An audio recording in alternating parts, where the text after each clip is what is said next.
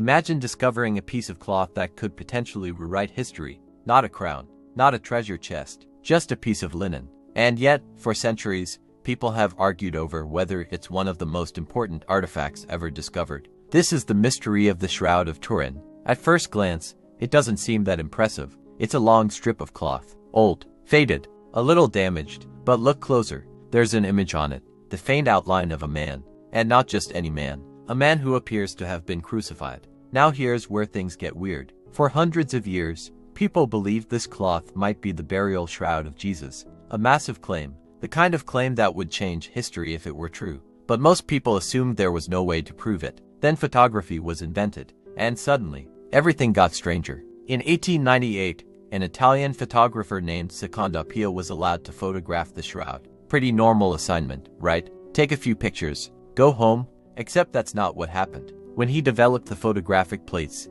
he reportedly thought he'd made a mistake, because the negative image looked better than the actual cloth. Much better. The face became clearer, the details became sharper. It was almost like the cloth itself was acting as a photographic negative, which raised an obvious question. How? Remember, this cloth was supposedly centuries old. Photography didn't exist when it was created. So why did it seem to behave like a photograph? And that's the moment the mystery exploded. Scientists got involved. Historians got involved. Everyone wanted answers. Some researchers argued the image couldn't have been painted. Others weren't convinced. And then came what many people thought would be the final answer: carbon dating. In 1988, scientists tested samples from the cloth, and the results seemed pretty clear. The material appeared to date to the Middle Ages, not the time of Jesus. Case closed. Right? Not exactly. Because almost immediately, people started arguing about the test. Some claimed the sample came from a repaired section of the cloth. Others questioned whether contamination could have affected the results.